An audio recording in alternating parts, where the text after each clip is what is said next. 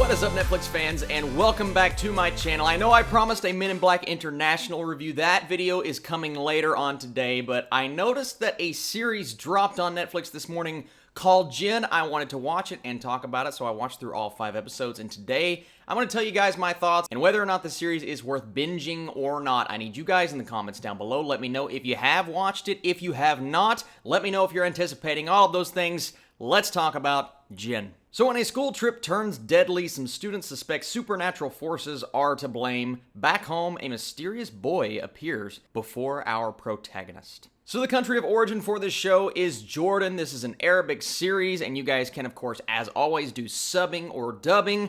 I like the subbing because sometimes the dubbing is not the best. I turned it on for 10 minutes just to see how it was compared to the original, and I went back to the original because it's kind of awkward. But if you're busy and you're doing other things, you can always turn to dubbing. Now, this series was very interesting for me because the concept in its entirety is cool. It's this fantasy element. It is, of course, the teenagers, they're going on a trip, they're dealing with these romantic things happening in their lives. It's the teen angst situation, and that aspect of the show for me wasn't the best, but I like the fact that these strange things were happening in the first episode. This kid dies, and no one knows why he dies. I didn't know why he died, but we did know that there were fantastical elements being set up in the first episode that are later explored in further episodes, right? But you only have 5 episodes in this season, and every episode, it may have just been me, but I felt like it got significantly shorter. The first episode is like 45 minutes long,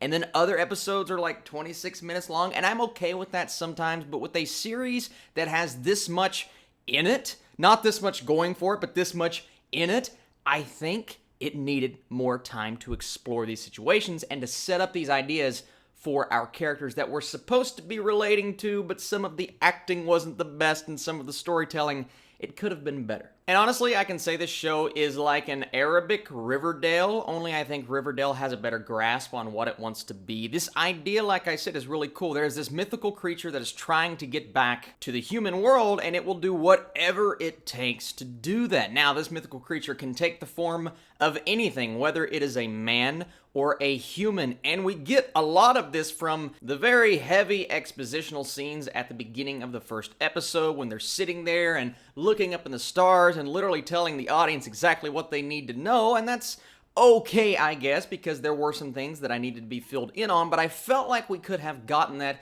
better throughout the first episode without them actually having to tell us what, and then the tour guide comes in and gives even more exposition, so very heavy exposition in the first episode, but honestly, the first episode got off to a good start because interesting things happen, things that were not necessarily explored to their full potential in terms of letting us know what exactly is happening, but they got more fleshed out as the show went on. And that's what I really enjoyed about this show. What I did not enjoy was the teen drama from actors who were clearly older than they should have been. They look way older than high school kids, but they're playing high school kids. That's something we just have to accept nowadays. The teen angst, the romance, all of the drama when everyone disperses from the first trip, they go back to their families, and we start exploring their individual lives, and their individual lives are not near as interesting as the central conflict. Now, when the central conflict is happening, it's cool, it's entertaining, it's fantastical, like I said, but when it's not happening, I felt like some of the writing was lacking. There are, I believe, 10 writers on this series, so that's a lot of minds and brains coming together, so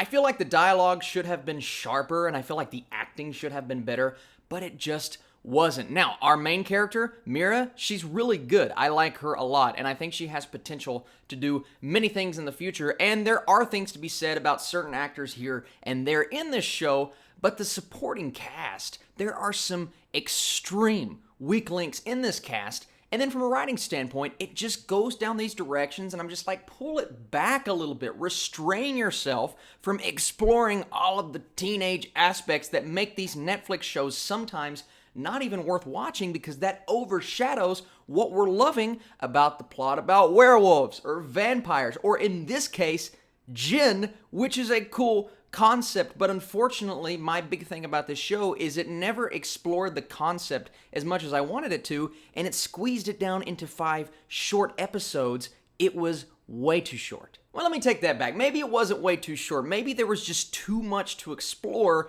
in these 5 episodes, and they should have expanded it further. Now, they don't know if they're getting another season. I don't know if they're getting another season because I don't know how popular the show is going to become. I see potential here with the story and the characters and the cliffhanger that we leave off at the end of this first season, which I actually kind of enjoyed. I enjoyed elements of this show, right? But when it comes down to it, the things that I did not like overshadowed and got in the way of the things that I did like, and for me, that ruined the potential of this show in this season, even though I think another season could benefit the characters, right? So all of those things being said, I'm going to give Jinn a 48%. Not to say there aren't things that you would like in a show like this. If you enjoy the high school drama and the teenage elements, and the fact that a movie or show will explore this in the same vein as Riverdale, these are the same elements that I don't like about that show. They're carried on over into this show. But hey, people love Riverdale, and people, I think, will like this show. If you give it a chance, it's on Netflix right now. You can check it out. It dropped this morning. So if you enjoy these Netflix reviews, be sure to hit that thumbs up button. And if not, I won't do them anymore. Be sure to leave your comments down below on what you thought about Jinn Season 1. I appreciate you guys watching this video. Once again, Men in Black International tonight. So I'm doing a lot of videos today, so if you don't get the notification, just be on the lookout around 9 p.m. Eastern Time. Thanks so much again for watching, and I'll see you guys very soon.